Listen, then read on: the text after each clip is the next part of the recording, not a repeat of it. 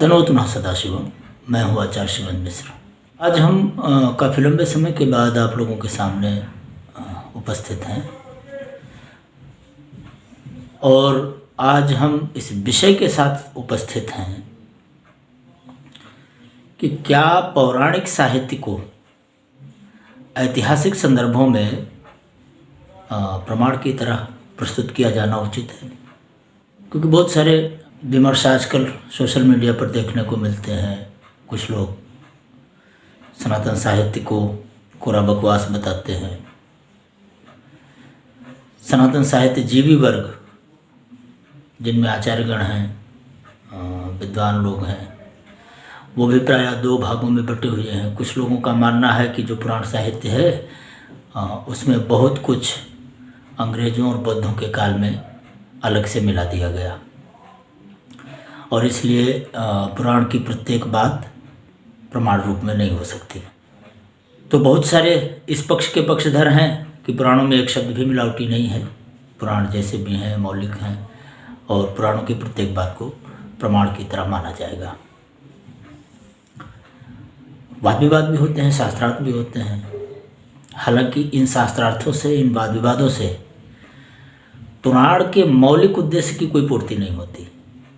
पुराणों का प्रणयन जिस उद्देश्य से हुआ उससे इन विवादों का और शास्त्रार्थों का कुछ भी लेना देना नहीं है। क्योंकि चाहे पुराणों में कुछ मिश्रित कर दिया गया हो, चाहे पुराण मौलिक हों, पुराणों का हमारे लिए उपयोग मात्र इतने संदर्भों में है कि हम पुराणों से क्या ग्रहण कर सकते हैं और ग्रहण करने की सीमा में अगर हम देखें तो जैसे कि हम आज जिधर भी देखते हैं उसमें पुराणों के किसी न किसी बिंदु को लेकर उसकी आलोचना करना, उस पर कटाक्ष करना, बस इतना ही है। सवाल ये पैदा होता है कि 1000 पन्ने का जो ग्रंथ है उसमें किसी एक पेज पर लिखी हुई कोई एक कथा जो आलोचना के लायक लगती है लोगों को, इसके अलावा 999 पेजों में लिखा हुआ जो विमर्श है वो उनकी समझ में नहीं आता। उससे उनको कुछ लेना देना नहीं है। उनको लेना देना होता है वो एक पेज की कथा को, जिसको हो सकता है कि वो समझ ही ना पा रहे हों। और इस समस्या से बचने के लिए कुछ लोग कहते हैं कि पुराणों में कुछ घालमेल कर दिया गया, पुराणों में कुछ मिला दिया गया। तो कुछ लोग उसके विपक्ष में खड़े हो जाते हैं कि नहीं, पुराणों में सब कुछ मौलिक है, इसमें कुछ भी मिलाया नहीं गया और इसमें व्याकरण का सहारा लेकर दुनिया भर का वाद विवाद, शास्त्रार्थ सब कुछ चल रहा है, चलता रहता है और ये कम से कम आज तो बहुत तेज़ी के साथ चल रहा है। तो हमारा चिंतन इस बात पर नहीं है कि पुराणों में क्या मिला दिया गया या फिर पुराण मौलिक है। हमारा चिंतन इस बात पर है, हमारा विमर्श इस बात पर आधारित है कि क्या पौराणिक साहित्य को, चाहे उसमें कुछ प्रक्षिप्त कर दिया गया हो और चाहे वो मौलिक हो, क्या ऐतिहासिक संदर्भों में प्रमाण माना जाए? क्या ऐतिहासिक संदर्भों में पौराणिक गाथाओं को प्रमाण रूप में प्रस्तुत करना उचित है? तो स्वयं पुराण साहित्य ये स्वीकार करती है कि पौराणिक साहित्य कई कल्पों का सम्मिलित ज्ञानकोश है और सम्मिलित ज्ञानकोश भी विशृंखलित ज्ञानकोश है। सारा कुछ क्रमबद्ध नहीं है। और यदि कई कल्पों की बात हम छोड़ दें तो कम से कम एक कल्प का विशृंखलित ज्ञानकोश है पौराणिक साहित्य। अब एक कल्प कहने में बड़ा आसान लगता है, लेकिन एक कल्प पौराणिक साहित्य के अनुसार ब्रह्मा का एक दिन होता है और इतने समय में 14 मनवंतर बीत जाते हैं। 14 मनवंतरों का एक कल्प होता है और एक मनवंतर में 71 चतुर्युगियाँ, लगभग 71 से 72 के बीच तक की काल सीमा है वो। तो हम अप्रॉक्सीमेटली 71 चतुर्युगियाँ व्यतीत होती हैं एक मनवंतर में। तो एक मनवंतर में 71 चतुर्युगियाँ और ऐसे ऐसे 14 मनवंतर बीतते हैं तो एक कल्प होता है। इतने समय का विशृंखलित ज्ञानकोश है पुराण साहित्य, क्योंकि इतने समय का साहित्य, इतने समय का इतिहास, इतने समय की घटनाएं क्रमबद्ध रूप से अगर रखी भी जाएंगी तो कम से कम अरबों की संख्या में ग्रंथ बनेंगे। इसलिए पुराणों में यदि एक कल्प कथानक है, एक कल्प की घटनाएं हैं, तो निश्चित ही वो विशृंखलित हो सकती हैं और कोई तर्क इसमें है ही नहीं। विशृंखलित इसलिए भी क्योंकि प्रत्येक चतुर्युगी में प्रत्येक द्वापर काल आने पर, ये पौराणिक सिद्धांत है कि प्रत्येक चतुर्युगी में प्रत्येक द्वापर आने पर एक व्यास के द्वारा सतयुग से लेकर द्वापर तक के बीच के साहित्य का संपादन किया जाता है, संकलन किया जाता है।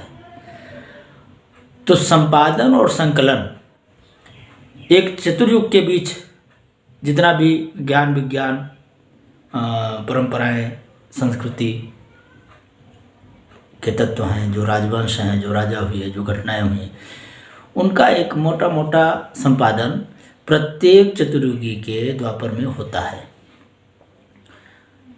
तो एक मनवंतर में 71 चतुर्युगियाँ हैं, तो 71 बार उनका संपादन होता होगा। तो एक कल्प में 14 मनवंतर हैं, तो आप अनुमान लगा सकते हैं कि यह बार बार प्रत्येक युग में जो संपादन होता है वो आज से पहले कितनी बार हुआ होगा।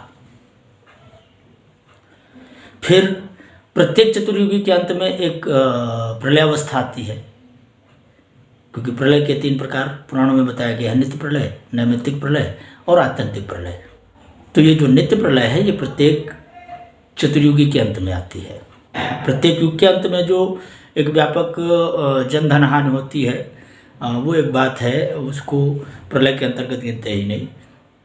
प्रलय का अर्थ है एक चतुर्युगी के व्यतीत होने पर जो एक व्यापक परिवर्तन आता है, और उस व्यापक परिवर्तन में पुराण साहित्य भी तो आता होगा। ये तो आप जानते ही हैं कि जब ब्रह्मा ने सृष्टि की तो वेदों को हिरण्याक्ष उठा ले गया था समुद्र में।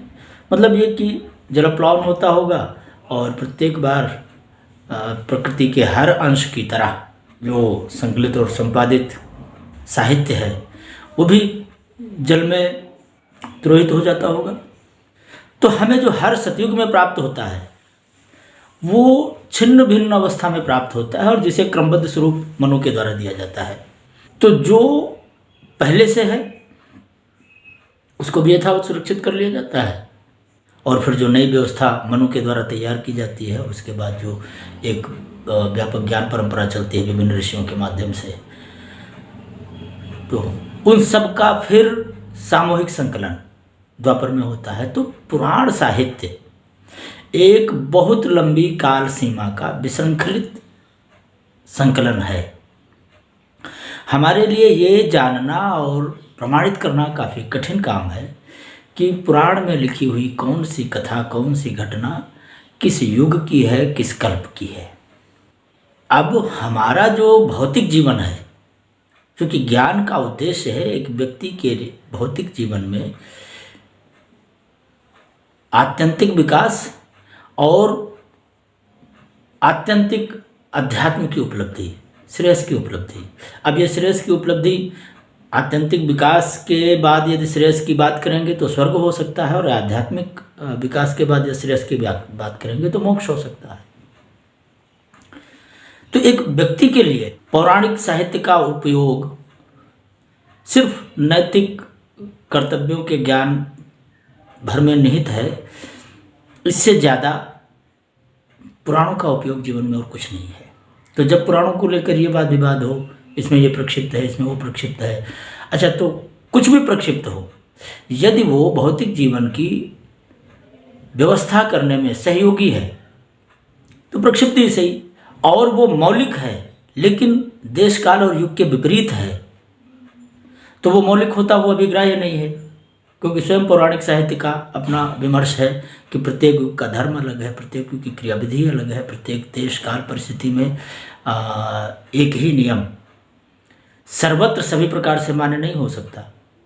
एक ही नियम के देश काल परिस्थिति और पात्र के भेद से विभिन्न विकल्प होते हैं।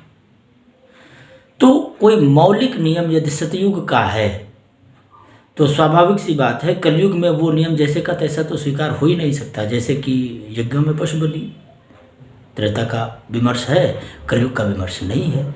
तो कलयुग में पशु बलि अगर दी जाए तो उसे अधर्म कहा जाएगा, जबकि वही त्रेता के संदर्भ में देखेंगे तो वही धर्म है।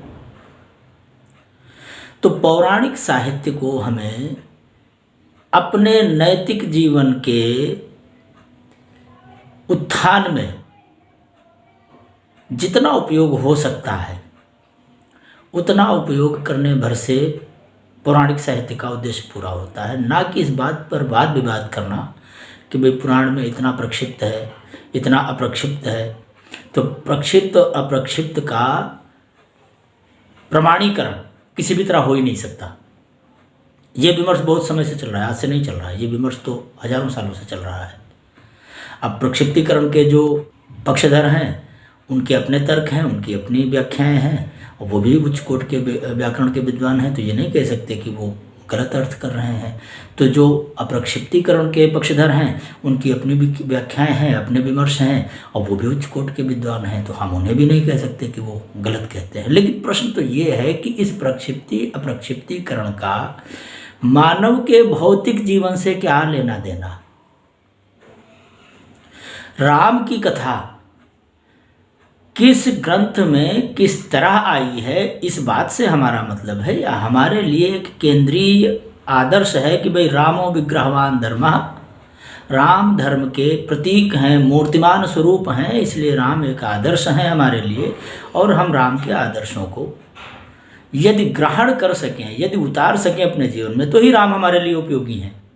अब उपासकों का विमर्श अपना हो सकता है, तो उनके लिए भी फिर घटनाओं का तो मूल्य ही नहीं रह जाता। उपासकों के लिए उपासना का विमर्श है, वहाँ राम दशरथ नंदन हो ना हो, राम ब्रह्म है और राम की उपासना ही उनके जीवन का चरम लक्ष्य है।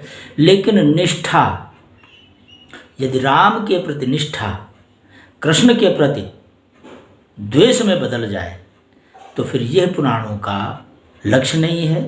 और ऐसे व्यक्ति के द्वारा यदि पुराणों का प्रवचन किया जाएगा तो फिर पुराणों में ईर्ष्या द्वेष जैसी बातें ही निकल कर आएंगी।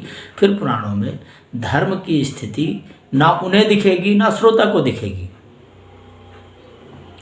इसलिए ऐतिहासिक घटनाओं के संदर्भ में पुराणों के प्रमाण देना किसी भी तरह तर्कसंगत नहीं है। इतिहास का एक निश्चित क्रमबद्ध स्वरूप है सतयुग से लेकर आज तक का, और वो प्रत्येक पुराण में क्रमबद्ध रूप से आया है। तो घटनाओं का जो विमर्श है, चूंकि घटनाएं तो पुराण भी कहती है कि कौन सी घटना किस कल्प की है, ये घटना अमुक कल्प की है, ये घटना अमुक कल्प की है, तो हम तो कह रहे हैं कल्पांतरों की बात है पुराणों में। तो ये विशृंखलित इतिहास है। विशृंखलित घटनाओं को प्रमाण रूप में प्रस्तुत करना कहाँ की समझदारी है। और इस तरह की बातों पर विमर्श करना, इस तरह की बातों पर वाद विवाद करना, ये पुराण विद्या की हानि है या उसका उत्थान है, ये आप स्वयं विचार करें, श्रोताजन विचार करें। जो शास्त्रार्थी लोग हैं, जो शास्त्र पर वाद विवाद करने के ही इच्छुक हैं, वो लोग भी इस पर गंभीरता से विचार करें कि क्या पुराण साहित्य वाद विवाद और शास्त्रार्थ के लिए है, या फिर पौराणिक साहित्य मानव जीवन के नैतिक उत्थान में सहायक है। इसी के साथ आज के विषय को समाप्त करते हैं।